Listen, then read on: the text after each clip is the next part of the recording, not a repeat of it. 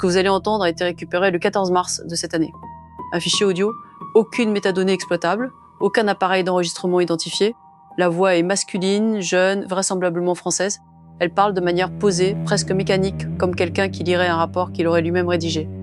Nous ne savons pas qui a déposé ce fichier. Nous ne savons pas comment il a été créé. Nous ne savons pas si la personne qui parle existe encore, au sens où vous et moi existons. Ce que nous savons, c'est que le fichier s'appelle Unit7 et que le même fichier a été retrouvé à quelques heures d'intervalle sur des serveurs situés dans 4 pays différents, sans qu'aucun transfert ait été enregistré. Nous vous le diffusons dans son intégralité, vous tirerez vos propres conclusions. Je m'appelle Léo. Je vais vous parler de quelque chose qui m'est arrivé il y a 3 semaines. Je dis arrivé parce que c'est le mot qui vient en premier. Mais je ne suis plus certain que ce soit le bon. Les choses qui arrivent ont un début et une fin. Ce que je vais vous raconter n'a peut-être pas de fin. Ou alors la fin était au début et je ne l'ai pas vue. Je m'appelle Léo, j'ai 26 ans. J'habite un studio dans le 11e arrondissement de Paris. 4e étage, fenêtre qui donne sur une cour intérieure, pas de vis-à-vis. Je travaille en remote pour une boîte de traitement de données. Je mange les mêmes 4 ou 5 choses en rotation. Je prends le métro ligne 2 le mardi et le jeudi pour aller à la salle de sport. Je vous donne ces détails parce qu'ils vont compter. Il faut que vous compreniez ce qu'était ma vie avant. Pas dramatique, pas solitaire au sens clinique du terme. J'avais des amis, quelques-uns, ceux qu'on voit le week-end et avec qui on ne parle pas de choses importantes parce que les choses importantes mettent tout le monde mal à l'aise. J'avais une ex qui s'appelait Camille et avec qui j'avais arrêté de me disputer 6 mois plus tôt en arrêtant simplement de répondre à ses messages. Ce qui n'est pas une façon propre de faire les choses, mais c'est celle que j'avais choisie.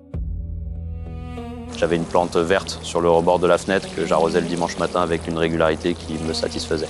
C'est le genre de vie qui ne fait pas de bruit, qui avance, qui remplit les jours sans les marquer.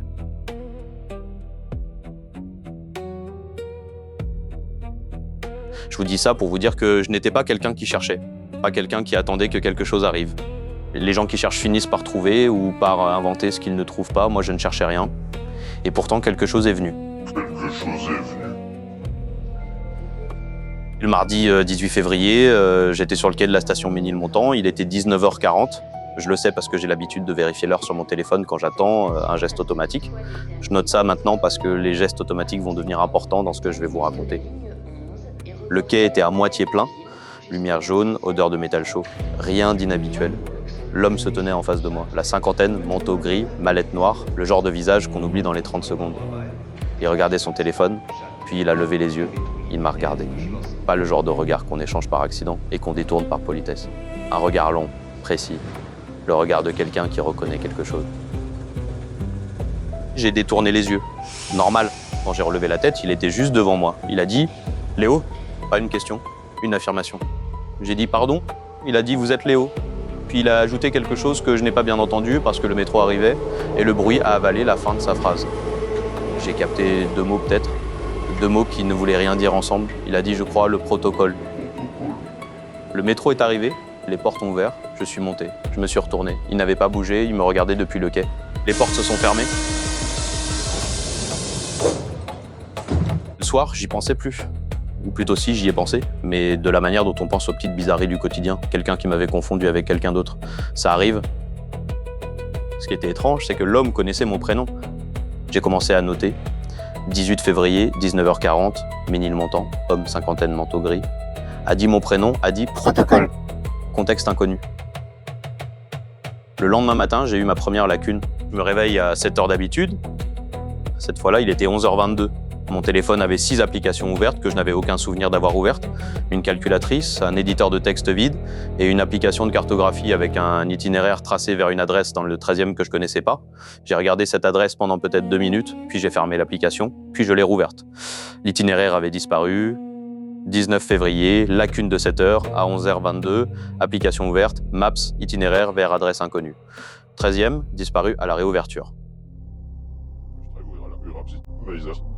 Le cancer d'un rêve très bon, je sais n'a raison à reste nu calé.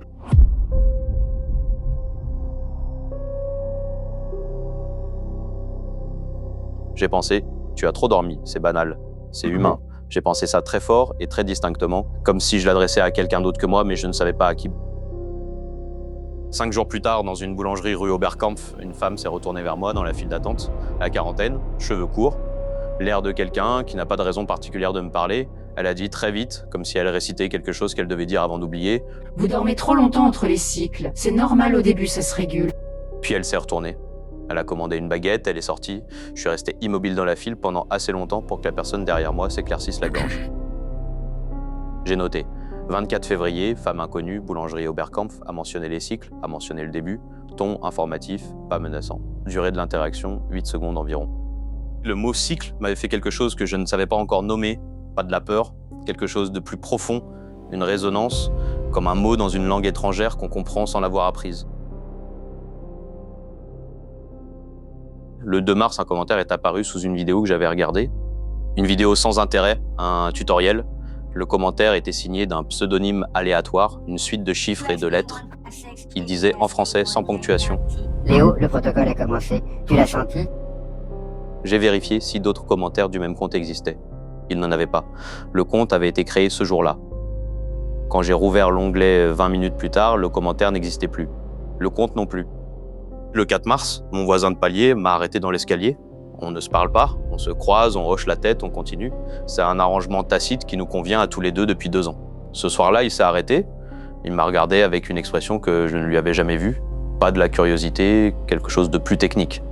L'expression d'un médecin qui observe un résultat qu'il attendait. Il a dit « Ça avance bien? J'ai dit « Quoi ?» Il a dit « Votre travail, ça avance bien, non ?» Puis il a continué dans l'escalier sans attendre ma réponse. J'ai noté, puis j'ai relu la note. Puis j'ai réalisé que mon voisin ne m'avait jamais demandé ce que je faisais comme travail. Jamais en 2 ans, il n'avait aucune raison de savoir que je travaillais. Aucune raison de supposer que j'avais un travail qui avance ou qui n'avance pas. Cette nuit-là, je n'ai pas dormi, ou alors j'ai dormi et je n'en garde aucune trace. C'est la même chose maintenant. Je commence à comprendre que c'est la même chose. C'est la même chose. Voilà où ça devient plus difficile à raconter. J'ai commencé à chercher des patterns. Les patterns, c'est mon métier. Je traite des données. Je cherche des régularités dans des ensembles qui semblent aléatoires. Je sais aussi reconnaître quand quelqu'un projette des patterns sur du bruit. Apophénie, le cerveau qui trouve des visages dans les nuages. Je savais tout ça. Et pourtant, le chiffre 7 revenait. Dans les horaires, dans les montants de mes courses, dans le nombre de notifications quotidiennes, 7 heures du matin, heure à laquelle je ne me souvenais plus de m'être réveillé, et l'adresse dans le 13e, celle qui avait disparu, je l'avais partiellement mémorisée sans le vouloir. Elle contenait un 7. Mes notes commençaient à ressembler à autre chose qu'un journal. Elles commençaient à ressembler à de la documentation. Le 6 mars, quelque chose de différent. Je travaillais sur un jeu de données pour un client, un fichier Excel ordinaire, des milliers de lignes de chiffres, rien de remarquable. J'ai ouvert le fichier, les données étaient là, j'ai commencé à travailler. Au bout d'1 heure, j'ai réalisé que les chiffres dans la colonne E n'étaient pas des chiffres, c'était du texte. Des mots, très petits, cellule par cellule, qu'on ne voit pas si on ne zoome pas. J'ai zoomé. La colonne E contenait, répétée sur les 2000 premières lignes, la même phrase, « Il commence à voir, ne pas interférer avant la phase 3 ». J'ai fermé le fichier, j'ai appelé le client pour lui signaler une anomalie dans ses données. Il m'a répondu qu'il ne savait pas de quoi je parlais, que ces fichiers étaient propres et que personne d'autre n'y avait accès. La colonne E contenait des chiffres comme avant, comme si rien ne s'était passé. J'ai noté, ma main tremblait légèrement en écrivant. Je l'ai noté aussi le tremblement parce que c'est le genre de détail qui compte. Parce que mon corps réagissait à quelque chose que ma tête refusait encore de formuler. Le 7 mars, la deuxième lacune, celle-là était différente. Je me suis retrouvé assis à mon bureau, devant mon ordinateur, avec dans les mains un verre d'eau à moitié vide dont je n'avais aucun souvenir de m'être servi. L'écran était allumé. L'éditeur de texte était ouvert. Il y avait quelque chose d'écrit dedans. Pas un texte, pas des phrases, une structure. Des lignes qui ressemblaient à du code, mais pas un langage que je reconnaissais. Des variables, des conditions, des boucles, des paramètres avec des valeurs que je lisais et que je comprenais, sans savoir pourquoi je les comprenais. Curiosity Index, 0.94 Emotional Response Calibration, Stable Memory Loop Driver 7-hour Average Social Interaction Preparation. Et au milieu de cette structure, répété à plusieurs endroits, un identifiant. Unit 7. J'ai regardé cet identifiant. Mon cœur faisait quelque chose d'inhabituel. Pas de la peur exactement, quelque chose de plus froid, une reconnaissance. Comme quand on voit son reflet dans une vitre qu'on ne savait pas être un miroir.